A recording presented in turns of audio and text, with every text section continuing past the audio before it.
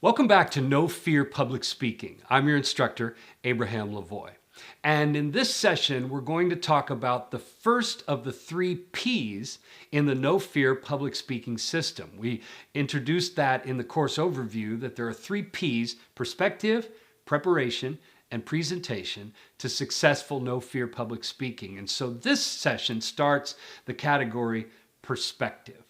So let me ask you this. When you visualize yourself walking in front of an audience to give a talk, obviously because you're here, you probably have some fear, some apprehensiveness about that happening. What is the cause of that?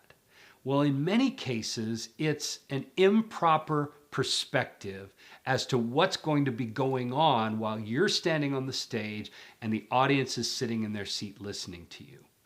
And many first-time or fearful public speakers have the sense that a public speech is a performance-oriented activity. In other words, you're up there to give a performance, and the people in the audience are there evaluating the quality of that performance. And you feel like, I'm probably not going to do that great. They're out there evaluating you. And this is the approach that many fearful public speakers have. And it's an incorrect one. Here's the basis of this belief. Many people believe that public speaking requires a special set of skills that only a few people have. You look at somebody in maybe a TED Talk on YouTube, or maybe you've gone to a corporate event where there was a really dynamic speaker on the stage, and you just thought, man, that guy or that lady is just born with the talent to be able to stand up there and speak in public and do it so well. That's not the case. In fact, I'm reading a fascinating book right now called Peak: Secrets from the New Science of Expertise by an author named Anders Ericsson. And this is a book about how you get good at things, how you become an expert at anything. And really, the entire premise of this book is that no one is born with the propensity or the talent to do anything. It's all about the practice, the preparation, the doing it over and over and over again. And I'll give you a short example from the book. One of the first stories that he tells is a story of Mozart, who was documented to have had perfect pitch. Now, perfect pitch is when a person can play any key on the piano, and without looking, the person then can tell you what key that is. So they hit a key, they hear it, and they say, that's the A 2 octaves above middle C. And they're right. In fact, it was said of Mozart that he could hear a tea kettle whistle and tell you exactly what note the whistling was, or a train whistle, or something falling on the ground, and the sound that that made, he could tell you what specific note of the musical scale that was. Fascinating, amazing. And for centuries, people believed that Mozart was born with this, that how else at 6 or 7 years of age, which is when he demonstrated this crazy gift, how else would a person develop that kind of perfect pitch when they were only 7 years old unless he was born with it?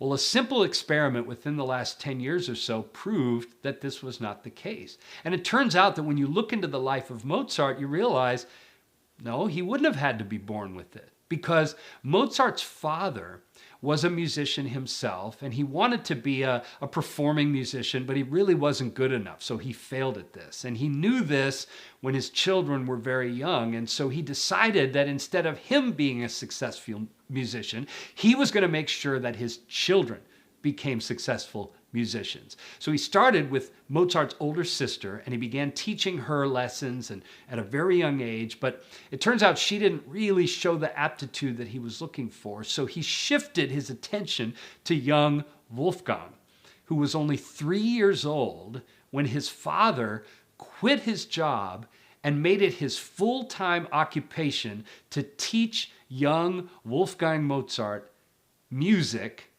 full-time, all day, every day. And so from the time he was 3 years old, young Mozart got a full-time music education so that when he was 7, not only was he writing his own beautiful classical music, but he was touring throughout Europe as an amazing example of a musical talent, yet he was only 7 years old. So think about this now. From the age of 3 till 7, 4 years, 8 hours a day, 5 days a week, every day of the year, he was being taught music. Well, of course, by that time, he would be able to tell you what notes were on a particular key. And the modern day experiment was they took dozens of young kids that never knew anything about music, and they just began teaching them notes over a period of months, 1 day a week. And before too long, every single one of them had what we call perfect pitch, like Mozart did, where they could name any note that was played or whistled or whatever. So I say all that to say this. It's not something that you're born with. If you noticed somebody in a TED Talk, or if you noticed somebody that was really good at a corporate event on the stage and you said, man, they were just born with it. No, they really weren't, because the new science of expertise, according to Anders Ericsson, is nobody's really born with it. You develop these skills through repeated preparation and practice. So, public speaking does not require a special set of skills that only a few people have. You have the skills built inside of you. They just need to be developed properly, like with Mozart. Here's another problem with the performance orientation, the feeling like public speaking is a set of skills and I'm up there performing. And that is this, and it's a wrong perspective. Many fearful public speakers believe that the audience is comprised of public speaking experts who are out there like the judges on American Idol who are evaluating how good a presenter I am. You're walking to the stage thinking, I'm being evaluated. This is a test. This is an exam. The audience is my adversary. Everybody in the audience is skeptical of me and my talents or my abilities. And this is not going to work well for me. It's not going to go well. But this is a wrong perspective. It's a wrong orientation. See, this is what happens when I perform with my guitar. When I'm a vocalist and a guitar player. That's a performance. And people are in the audience hoping that they're going to be entertained, but they're going to be disappointed if I don't do a good job. But the truth of the matter is, even my audiences when I'm performing musically are not nearly so much evaluating me as I think they are. They just want to have a good time, and they don't care if I miss a note here or play a wrong chord there. They're just listening to enjoy, and they're willing to forgive a few of those things. Well, the good news for you aspiring no-fear public speakers is that for public speaking, it's not even that as bad as that when I play music. It's a situation where the people in the audience are not there as your judge. They're not there as your adversary. They're not there to evaluate you. They're not skeptical of you. They're there because they want to be communicated to. And this is the difference between the performance orientation and the communication orientation. See, in this way to look at things, and this is the perspective that I want you to have as an aspiring no-fear public speaker, and that is, I'm not here to perform. I'm here to present my information and express my ideas and tell my story in a clear, concise, understandable way. The pressure then is off of you. I'm not here to perform. People are not here to evaluate me. The audience wants to learn. They want to hear. They are on my side. They're rooting for me to do good. It helps them if I'm doing well. And so they're not my adversary. They're not skeptical. They're wanting me to do well because they're here to listen to what I have to say. Do you see the shift in perspective from I'm being evaluated, I'm being judged, I'm performing, to I'm here to deliver ideas. I'm here to help people understand. I'm here to convey ideas and tell stories. And people, there's not nearly so much pressure on you, the public speaker, when you have this perspective. This perspective comes with it this sense of confidence. I have something of value to give to the audience, and they want what I have. When you're in a performance, think about this. When I'm up there performing my music, the audience really doesn't get anything. Maybe a good feeling, or maybe they can sing along with one of the songs that they know, but they're not really benefiting much from my performance.